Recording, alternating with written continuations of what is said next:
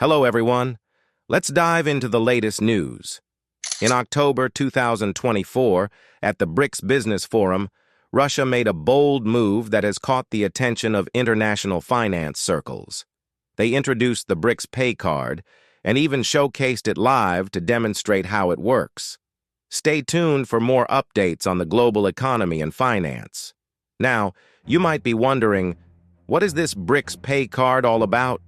Essentially, it's a new payment system designed to lessen the world's reliance on the US dollar. This is significant because the dollar currently dominates global trade and finance. However, BRICS nations are looking to challenge that status quo. The BRICS Pay card was demonstrated on October 17th and 18th, giving forum attendees a first-hand look at its functionality. It's not just a theoretical idea. It's a fully operational system that could potentially rival major players like Visa and MasterCard. But the introduction of the BRICS Pay card is just the beginning. Anticipation is building ahead of the BRICS Summit, scheduled for Kazan from October 22nd to 24th.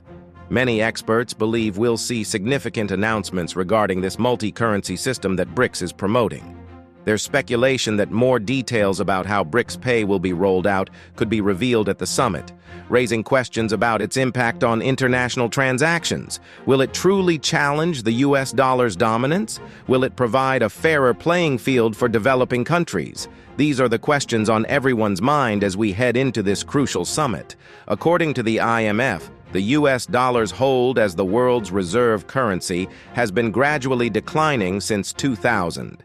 At the start of the century, nearly 75% of global central bank foreign exchange reserves were in dollars, but now that figure has fallen to around 60%. At the same time, central banks worldwide have been shifting more of their reserves into gold, holding more of it now than at any time since the 1990s. The BRICS Pay card and the upcoming summit could mark the beginning of a major transformation in global financial systems. Now that we've touched on these recent developments, let's explore why this has become such a contentious issue for so many countries. To fully understand, we need to look back at the end of World War II and the Bretton Woods Agreement, which established the US dollar as the cornerstone of the current financial system. The concept was that the dollar would serve as the world's reserve currency, with other currencies tied to it. At the time, this made sense because the US was the leading global economy, and the dollar was considered stable and reliable. However, many now argue that this system is outdated and unfair, especially for developing countries. Consider this. The US can essentially print money and run large deficits, knowing there will always be demand for dollars. In contrast, developing countries must borrow in dollars or attract dollar investments, which leaves them vulnerable to currency fluctuations and other external risks. There's also the issue of sanctions. With the dollar's dominance, the US can effectively cut countries off from the global financial system if it disapproves of their actions, as seen with Iran and Venezuela. Even the threat of sanctions can pressure countries to comply. Critics claim this system disproportionately benefits the US and Wall Street, while disadvantaging the global South, essentially the developing world. These countries often face higher interest rates, currency risks, and less control over their economic futures. Recent events have highlighted this imbalance. When the US sanctioned Russia, it sent shockwaves through the global economy, affecting countries and companies that had business ties with Russia, showing the risks of relying too heavily on one currency. This is the context in which BRICS is advocating for an alternative system. They argue that the world needs a more balanced, diversified financial order that doesn't depend so heavily on the US and the dollar. This push for change has gained momentum, especially as global tensions rise. Many analysts view the sanctions on Russia's dollar reserves after the invasion of Ukraine as a pivotal moment in the dollar's status as a reserve currency. They argue that the country issuing the reserve currency should act as an impartial mediator in global disputes. In 2024, under Russia's leadership, BRICS has presented a vision for a new financial architecture, with the BRICS Pay system as one component of this plan. The larger goal is to create a multi-currency system, allowing countries to trade and invest in their own currencies rather than relying on the dollar. This, they believe, would lead to a more stable and equitable global economy. Russia's finance ministry has proposed specific plans to make this a reality. These plans include creating a network of banks to facilitate trade in local currencies, establishing direct links between central banks, and leveraging technologies like blockchain. They're also exploring ways to use commodities, such as oil, gold, and other raw materials, to balance trade between nations. For instance, a country with a trade deficit could settle it with commodities instead of dollars. Another key proposal is to strengthen the BRICS Contingent Reserve Arrangement, which serves as an alternative to the IMF, an institution traditionally dominated by Western countries. The idea is for British nations to pool resources, creating a safety net for economic crises. Their message is clear. We don't want to be dependent on the dollar anymore. We want a system that benefits us too. Of course, achieving this is easier said than done. Creating a new global financial system is an enormous task, and there are many challenges and potential obstacles ahead. That's what we'll explore in the next section. But first, let's take a closer look at BRICS Pay, the system that has recently been making headlines. BRICS Pay isn't just another payment app. It could be a game changer in international finance. At its heart, BRICS Pay is designed to be decentralized, which is a significant feature. This means that no single country or institution controls the system. Instead, it's a collaborative effort among BRIC nations, intended to create a network that's resilient to external pressures like sanctions. One of the standout features of BRICS Pay is its use of national currencies.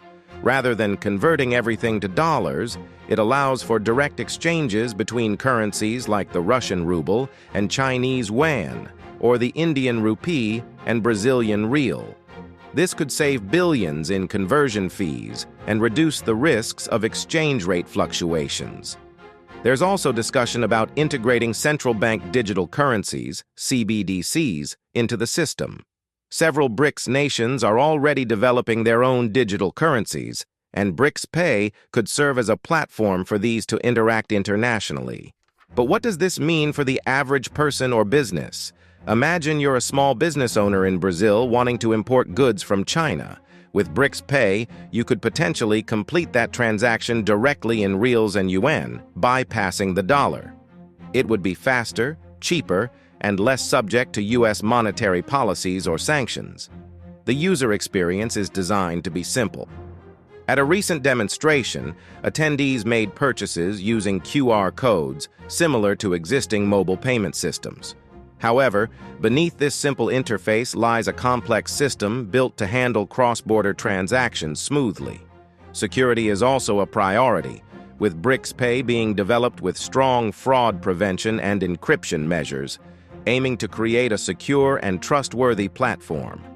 Comparing BRICS Pay to existing systems like SWIFT, which has long been the backbone of international banking, reveals some key differences. SWIFT is centralized and heavily influenced by Western nations, especially the U.S., while BRICS Pay is designed to be decentralized and shared equally among its member states. The main goals and potential benefits of the BRICS proposals are to create a more equitable and efficient global financial system. What does that mean? First and foremost, it's about reducing the dominance of the U.S. dollar. By facilitating more trade in local currencies, British countries aim to lessen their vulnerability to dollar fluctuations and U.S. monetary policy, providing more stability for developing nations and potentially leading to more balanced global trade. Sanctions are another issue. The U.S. has used its financial dominance to impose sanctions on countries it disagrees with.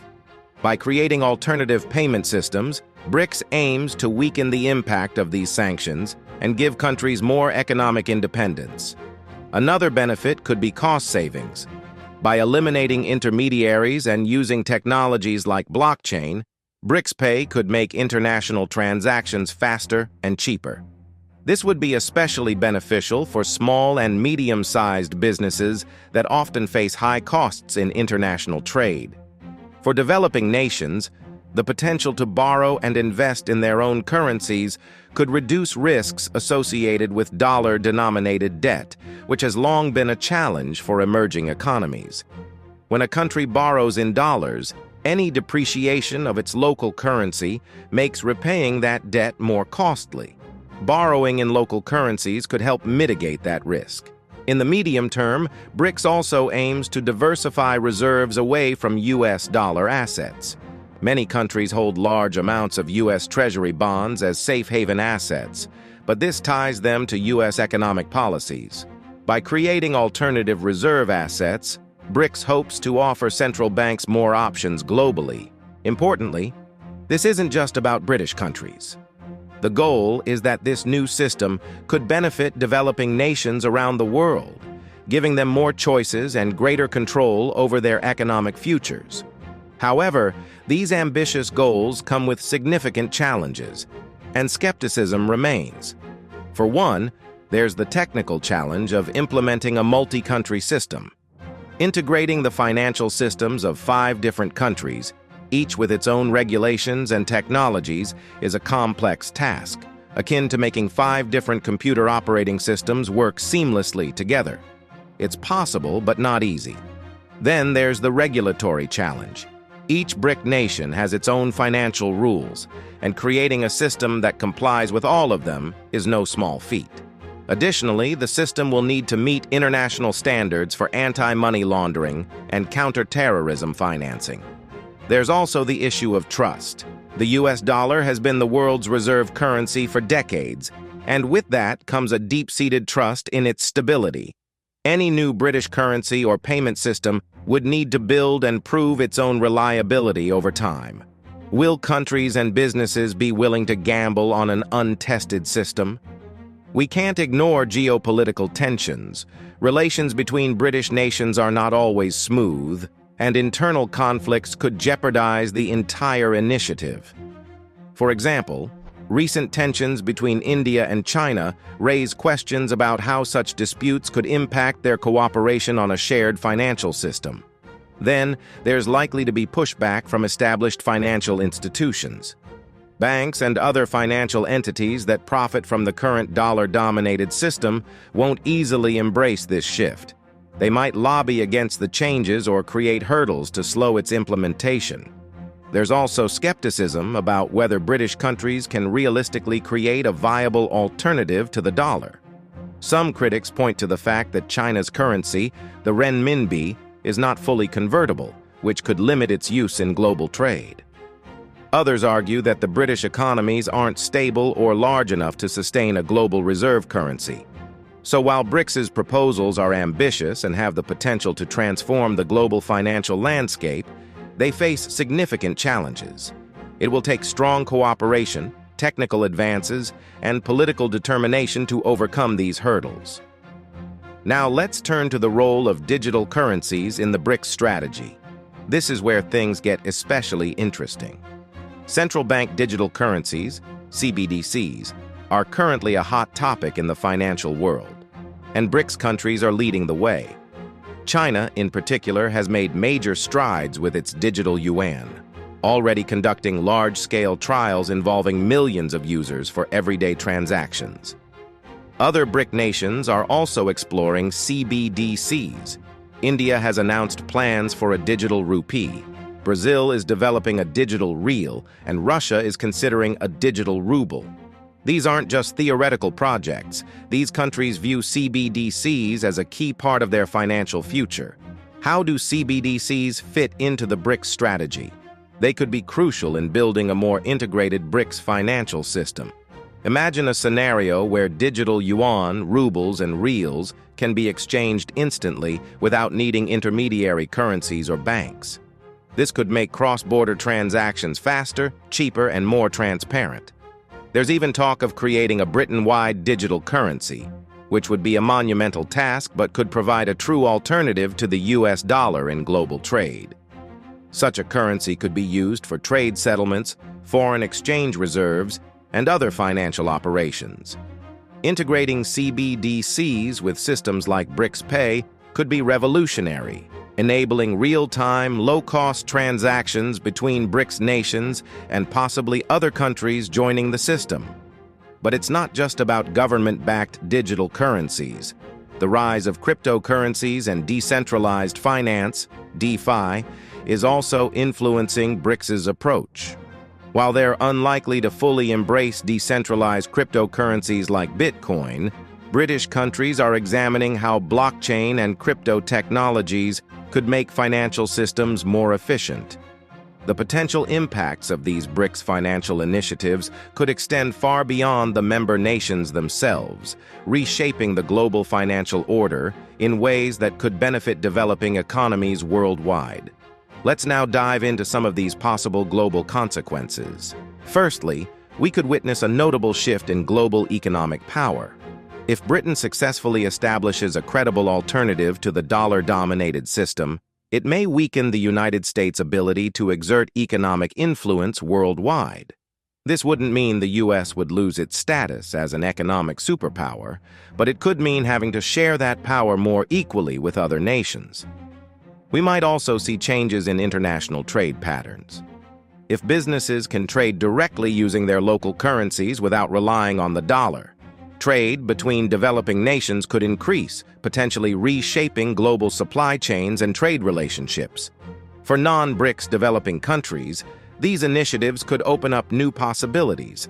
They could reduce their reliance on the dollar, providing more economic stability and greater flexibility in policy decisions.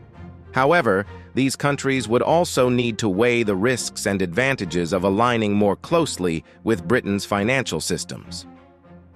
Western economies and financial institutions are paying close attention to these changes. Some view it as a challenge to their dominance, while others see it as a natural evolution of the global financial system. Either way, they will need to adjust to a world where they no longer hold all the power. Looking ahead, it's clear that the future of international finance is becoming more multipolar. The era of one dominant currency could be coming to a close, making way for a system where multiple currencies play significant roles in global trade and finance. That said, the US dollar is deeply embedded in the global financial framework, and it's unlikely to vanish anytime soon. Instead, we could see a gradual shift where the dollar shares the stage with other currencies, including those from British nations. One potential outcome is a world where multiple reserve currencies coexist. Central banks may start holding a mix of dollars, euros, yuan, and possibly British currency. This could contribute to a more stable global financial system, as it would lower the risk of a crisis in one currency destabilizing the entire global economy. Another intriguing aspect is the role of cryptocurrencies and decentralized finance, DeFi, in this future landscape. While government-backed currencies will likely remain dominant, we could see greater integration of blockchain technologies and perhaps some use of decentralized cryptocurrencies in global finance. The long-term potential for de-dollarization is also worth noting. Although it's a slow process, we're already seeing signs of it. Countries are increasingly making trade deals in their own currencies, and interest in alternatives to dollar-based systems like SWIFT is growing. The BRICS initiatives we've discussed could speed up this trend, but it's important to remember that this isn't a zero-sum game. A more diverse global financial system doesn't necessarily mean the US loses and others win. Instead, it could lead to a more resilient global economy that better serves all nations, not just the most powerful ones. Digital currencies, especially central bank digital currencies, have emerged as a crucial theme. We've seen how CBDCs could help create a more integrated British financial system and may even lead to a British-wide digital currency. Considering the global impacts, these initiatives could shift economic power, alter trade patterns, and offer new opportunities for developing nations. Thanks for tuning in to the Global Narrative, and we'll see you in the next video.